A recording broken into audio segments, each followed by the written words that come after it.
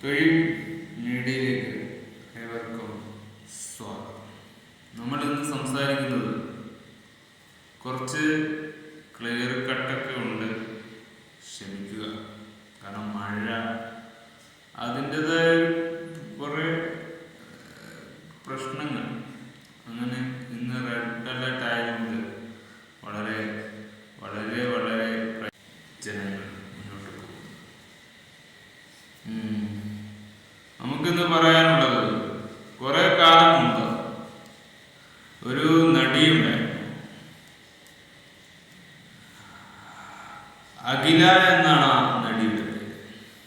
ആ നടി നമുക്ക് മണ്ണറിഞ്ഞു പോയതോ അങ്ങനെ നമ്മളുടെ ഇതായിട്ട് പോയതോ റിയാലിറ്റി സിനിമ ഇൻഡസ്ട്രിയിൽ തന്നെ കാലം കഴിച്ചു കൂട്ടി ജീവിക്കുന്നവർ എന്നൊക്കെ പറയാം. 2 സിനിമയാണ് ആ നടി ചെയ്തിട്ടുള്ളത്. അദ്ദേഹത്തിൻ്റെ ആ നടിയുടെ ഇൻ്റർവ്യൂ ഒക്കെ നമ്മൾ കണ്ടു. സ്മാർട്ടാണ്, പക്ഷേ ജീവിതത്തിൽ ചില ലക്ക് ഭാഗ്യങ്ങൾ ഇങ്ങനെയുള്ള കാര്യങ്ങൾ കൊണ്ട് കൂടുതൽ ആക്ടിവിറ്റിയാണ്. അതായത് ഓൺലൈനിലൂടെ നിങ്ങളുടെ സാന്നിധ്യം കൊണ്ട് മാത്രം ഞങ്ങളുടെ നിലനിൽപ്പിന് സാധ്യതയുണ്ട് എന്ന് തോന്നുന്ന ഒരു കാലഘട്ടത്തിലാണ് നമ്മൾ ജീവിക്കുന്നത് എന്നാണ് അഖില എന്ന് പറഞ്ഞ ഈ ഒരു നടി പറയുന്നത്. വെറും 2 ചിത്രങ്ങളിലൂടെ മലയാള സിനിമാ പ്രേക്ഷകരുടെ ഹൃദയം കീഴടക്കിയ അഖില ശശീന്ദ്രനെ നമ്മൾ മറന്നുപോകും. കാര്യസ്ഥൻ എന്ന സിനിമയും തേജാബായ് എന്ന് പറയുന്ന 2 സിനിമകളും വളരെ ഗംഭീരമായ ഒരു മുഖം, അതായത് ഒരു മലയാളിത്തമുള്ള നടിയെ നമുക്ക് കാണിച്ചു തന്ന ശശീധരൻ, അഖില ശശീധരൻ വെള്ളിത്തിരയിൽ നിന്ന് വളരെ കാലം വിട്ടുനിന്നതിന് മൗനം വെടിഞ്ഞ പരിശീലനം ലഭിച്ച ക്ലാസിക്കൽ നർത്തകിയാണ് ഇപ്പോൾ. അഖില 2010 ദിലീപിന്റെ നായകനായി കാര്യസ്ഥൻ എന്ന ചിത്രത്തിലൂടെ അഭിനയ രംഗത്തേക്ക് പ്രവേശിച്ചത്. പിന്നീട് തേജാബായ് ആൻഡ് ഫാമിലി എന്ന ചിത്രത്തിലാണ് പൃഥ്വിരാജിനൊപ്പം അഭിനയിച്ചത്. മികച്ച തുടക്കം കുറിച്ചെങ്കിലും അവർ പെട്ടെന്ന് സിനിമാ രംഗത്ത് നിന്ന് അപ്രത്യക്ഷമായി. ആരാധകർ എവിടെയോ പോയി എന്ന് ആശ്ചര്യപ്പെട്ടു. ഇത് ഓൺലൈൻ മാധ്യമങ്ങൾ ഉണ്ടാക്കിയ കുറെ റൂമർസാണ്. അത് സത്യമൊന്നുമല്ല.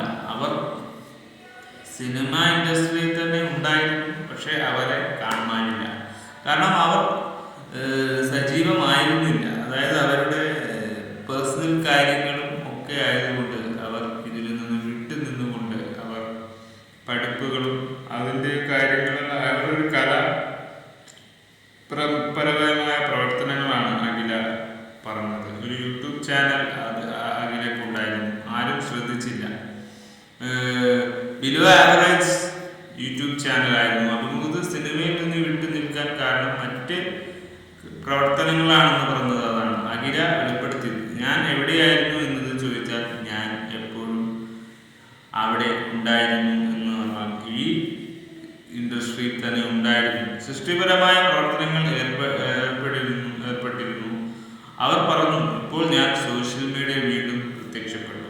യെസ്, അത് പറഞ്ഞത് ശരിയാണ്. അവർ ഇപ്പോൾ വീണ്ടും കമ്മിങ് ബാക്ക് നടത്തിയിരിക്കുന്നു. ആളുകൾ അത് ശ്രദ്ധിച്ചതായി തോന്നുന്നു. എല്ലാവരും അത് ശ്രദ്ധിക്കുന്നുണ്ട്. നിങ്ങളുടെ നിലനിൽപ്പ് ഓൺലൈൻ നിങ്ങളുടെ സാന്നിധ്യത്തിൽ മാത്രം സാധ്യതയായി തോന്നുന്ന ഒരു കാലഘട്ടത്തിൽ നമ്മൾ ജീവിക്കുന്നത്. അതുകൊണ്ടായിരിക്കാം ഞാൻ എവിടെയും അപ്രതീക്ഷിത തന്നെയാണ് ആളുകൾ ചോദിച്ചു കൊണ്ടിരിക്കുന്നത്. അതാണ് അഖിലയുടെ പോയിന്റ്. തൻ്റെ പരിമിതമായ സിനിമകൾ അഭിനയത്തെക്കുറിച്ചുള്ള ഊഹാപോഹങ്ങൾ അഭിസംബോധന ചെയ്തുകൊണ്ട് അഖില വ്യക്തമാക്കിക്കൊണ്ട് ചില സിനിമകൾ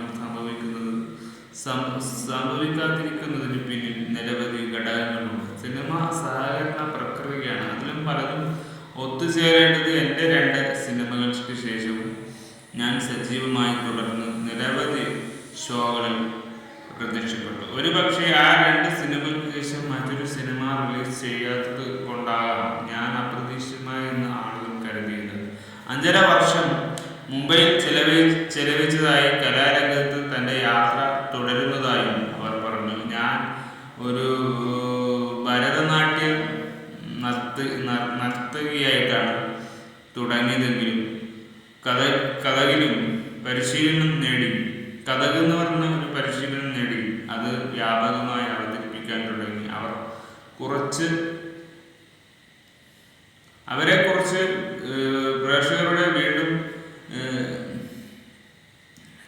ചോദ്യങ്ങളാണ് വീണ്ടും വരുന്നത്. അപ്പോൾ ഇത്തരത്തിലുള്ള നിരവധി ചോദ്യങ്ങളിലൂടെ അവർ മുന്നോട്ട് പോകും.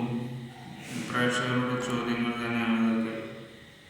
അഖില ശശീന്ദ്രനെ കുറിച്ചുള്ള പ്രേക്ഷകരുടെ അറിവും നമുക്ക് അറിയേണ്ട അറിവുമൊക്കെയാണ് നമ്മളിപ്പോൾ പറഞ്ഞിരിക്കുന്നത്. അത് ഈ അഖില ഇപ്പോഴും വിവാഹം ചെയ്തിട്ടില്ല എന്ന് തന്നെയാണ് പറയുന്നത്.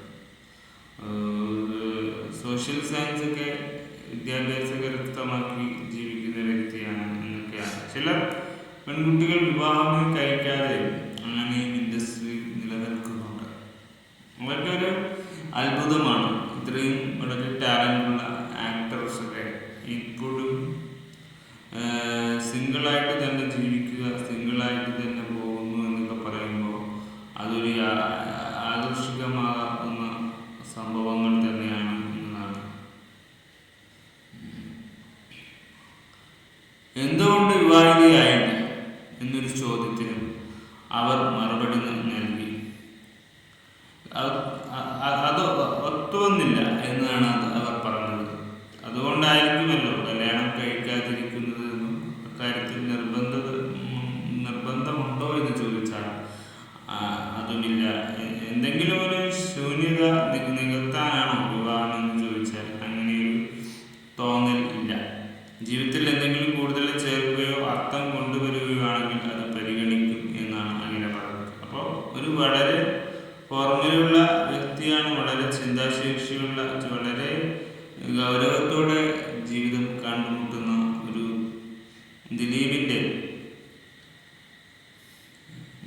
33-കാരിയായിട്ടാണ് എന്തുകൊണ്ട് വിവാഹം കഴിച്ചിട്ടില്ല എന്ന ചോദ്യം. അങ്ങനെ ആ ചോദ്യം ചോദിക്കേണ്ട ആവശ്യമൊന്നുമില്ല. അത് അവരുടെ പേഴ്സണൽ കാര്യം തന്നെയാണ്. പക്ഷെ ചോദ്യങ്ങളാണ് അത് ചോദിക്കുകയും ചെയ്യും. അപ്പോൾ അതിന് എങ്ങനെ ആ വ്യക്തി തീരുമാനിക്കും, എങ്ങനെ നമ്മൾ അതിന് കമൻറ്റ് ചെയ്യണം, അതിന് അഭിപ്രായം പറയണം ഒക്കെ അവർ തന്നെയാണ് ഡിസൈഡ് ചെയ്യേണ്ടത്. അത് കറക്റ്റാണ്. പക്ഷെ ഈ നടിയെ നമുക്ക് മറക്കില്ല. വളരെ വളരെ വളരെ ഓർമ്മയോടെ തന്നെ ഈ ഒരു നടി ഉണ്ട് എന്നതാണ്. ഇതിൻ്റെ ക്ലിപ്സുകൾ വേണമോ വേണ്ട തോന്നുന്നു. കാരണം ഈ നടി മൈസ്റ്റോം മേക്ക് എന്ന് പറഞ്ഞ ഒരു ഇൻ്റർവ്യൂ ആണ്. മൈസ്റ്റോം മേക്ക് എന്ന് പറഞ്ഞത് അതിലെ ഒരു ഇൻ്റർവ്യൂ ആണ്. ഇതുപോലെ തന്നെയാണ് അവരവിടെയും പറഞ്ഞിട്ടുള്ളത്. ഇനി അങ്ങനെ പറയേണ്ട ആവശ്യമൊന്നുമില്ല. വളരെ ഒരു ഫേമസ് ആയ ആക്ട്രസ് തന്നെയാണ്. പക്ഷെ സ്വീകരണങ്ങളിൽ ഇപ്പോൾ വരാറില്ല. തിയേറ്ററിൽ സജീവമല്ല. അവർ മലയാള സിനിമ കാണാറ് പോലും ഇല്ല എന്നതാണ് പറയുന്നത്. അപ്പോൾ കലാകാരൻ തന്നെയാണ്. കലാപരമായ കുറേ ഷോസുകൾ ഉണ്ട്, കളരികൾ അറിയാം, അങ്ങനെ പല കായികമായ ട്രെയിനിങ് ഫോർമാറ്റിലൂടെ ജീവിക്കുന്നവരാണ്. വളരെ ഡെഡിക്കേഷൻ ഓഫ് ലൈഫ് എന്നാണ് എനിക്ക് തോന്നുന്നു. മെൻറ്റാലിറ്റിയാണ്, വളരെ മെൻറ്റാലിറ്റിയും സൂക്ഷ്മമായ പൊളിറ്റിക്സ് നന്നായുള്ള ആത്മബന്ധമുള്ള വോട്ട് ചെയ്യുന്ന കാര്യത്തിലേക്ക് വളരെ സൂക്ഷ്മമായി സംസാരിക്കുന്ന വ്യക്തിയാണ്. അത്രക്കും പ്രതിബദ്ധതയുണ്ട് സമൂഹത്തോട് എന്നത് നമുക്കൊരു ചില നടിമാരൊക്കെ പ്രൊമോട്ടിങ് വാക്കുകൾ സംസാരിക്കുന്നതാണ്. അതുപോലെ സംസാരിക്കുന്നില്ല. അങ്ങനെയുള്ള ഫേക്കായ കാര്യങ്ങളൊന്നും ഈ നടിയെക്കുറിച്ച് നമുക്ക് പറയാനില്ല. വളരെ വെരി ഗുഡ് ടാലൻറ്റ് തരുമെന്ന് നമ്മൾ ആഗ്രഹിക്കുന്നു. അങ്ങനെയുള്ള നടിമാരെ അകറ്റി നിർത്തി ഇവരെ പോലുള്ള ടാലൻ്റുള്ള ആർട്ടിസ്റ്റിനെ മാറ്റി നിർത്തുന്ന ഒരു നിലവാരം കുറഞ്ഞ സംഘടനയും അതിൻ്റെ ഫിലിം ഇൻഡസ്ട്രിയും ഒക്കെ കാട്ടിക്കൂട്ടുന്ന ഈ ഒരു നീരാട്ട് ഇത് അവസാനിപ്പിക്കേണ്ടതാണ്. കാരണം ഇവരെ പോലുള്ള ടാലൻ്റുള്ള അഭിനേതാക്കൾക്ക് വീണ്ടും ഒരു ചാൻസും കൂടി കൊടുക്കുമ്പോൾ അത് വളരെ നല്ലൊരു വിസ്മയമാകുന്നത് യാതൊരു ഉറപ്പുമില്ലാതില്ല. കാരണം ഇവരൊക്കെ അഖില ശശീന്ദ്രൻ എന്ന് പറയുന്ന നടിയൊക്കെ കാര്യസ്ഥൻ എന്ന് പറയുന്ന മലയാളി പെണ്ണി എന്ന് പറയുന്ന ആ ഒരു സോങ്ങിൽ എത്ര ഭംഗിയായിട്ടാണ് അഭിനയിച്ചിരിക്കുന്നത്. ആ ഒരൊറ്റ സിനിമ മതി അവരുടെ റിയാലിറ്റിക്ക് വേറൊരു അഭിമുഖമായിരുന്നത്. അത് തന്നെയായിരുന്നു ആ അഭിമുഖീകരിക്കുന്ന ഒരു ഇൻ്റർവ്യൂവിൽ അഖില ശശീന്ദ്രൻ അഭിമുഖീകരിച്ചത്. അത് അവരുടെ സ്വന്തമായ അഭിപ്രായമായിട്ട് തന്നെയാണ് നമുക്ക് തോന്നുന്നത്. നമ്മുടെ അഭിപ്രായം ഇത്തരത്തിലുള്ള നടികൾ ഒഴിഞ്ഞു നിൽക്കേണ്ടവരല്ല, അവർ സജീവമാകണം. അതായത് സിനിമയിൽ സജീവമായി നിൽക്കുന്നതാണ് നല്ലത് എന്നതാണ് എനിക്ക് തോന്നുന്നത്. കലാകാരന്മാർ അങ്ങനെയാണ് ആവേണ്ടത്, അങ്ങനെയാണ് അതിന് അറ്റൻഷൻ കൊടുക്കേണ്ടത്. നമുക്കൊക്കെ ആഗ്രഹമുള്ള ഫീൽഡ് നമുക്ക് കിട്ടുന്നില്ല. അവരെ ഇങ്ങനെ മാറി നിൽക്കുമ്പോൾ അതിൻ്റെ ഒരു വാല്യൂ ഇൻഡസ്ട്രിക്ക് നഷ്ടപ്പെടുകയാണ് എന്നുള്ളതാണ്. സത്യമായിട്ട് പറയുകയാണ്, വളരെ വളരെ വളരെ ശോകമാകുന്ന ഒരു കാലഘട്ടത്തിലാണ് നമ്മൾ നിൽക്കുന്നത്. എന്തും എവിടെയും ഒരു ഉറപ്പുമില്ലാത്ത കാലഘട്ടത്തിൽ ഇങ്ങനെയുള്ള ലക്കികരമായ കാര്യങ്ങളൊക്കെ അത് ഉപയോഗിക്കാത്തവരുണ്ട്, നേരായ രീതിയിൽ ഉപയോഗിക്കാത്തയും അത് സ്വാധീനിച്ച് ജീവിക്കാത്തവരുമുണ്ട്. സ്വാധീനിക്കണമെന്നില്ല, അത് നമുക്ക് കിട്ടിയ ഒരു സന്ദർഭമായി കരുതാത്തവരുമുണ്ട്. അത് കരുതണമെന്നാണ് ഞാൻ പറയുന്നത്. അതായത് അതൊരു സെൽഫ് മോട്ടീവിൻ്റെ പ്രവൃത്തികളാണ്. നമ്മളെ തന്നെ മോട്ടീവ് ചെയ്യുന്ന വ്യക്തികളാകുക എന്നത് ജീവിതത്തിൽ വണ്ടർഫുൾ കാര്യമായിട്ടാണ് എനിക്ക് തോന്നുന്നത്. നമ്മളുടെ റിയൽ ലൈഫിൽ ഇതൊന്നും ഇല്ലല്ലോ എന്ന് ആലോചിക്കുമ്പോൾ വളരെ സഹായം ഇവരൊക്കെ ഭയങ്കര ഭാഗ്യശാലി, ഇതിനൊക്കെ മുന്നോട്ട് നിൽക്കാനുള്ള ലക്കുകൾ ഇവർക്ക് കിട്ടുമ്പോൾ അവർക്കത് വേണ്ട എന്ന് പറയുന്ന ഒരു പക്ഷേ ഇവരെ ഇപ്പോൾ കണ്ടതാണ് ഞാൻ ലേറ്റസ്റ്റായിട്ട് കണ്ട കാര്യമായതുകൊണ്ട് നിങ്ങളുമായും പ്രേക്ഷകരുമായിട്ട് ഇവരെ ഒന്ന് പരിചയപ്പെടുത്താമെന്ന് കരുതി.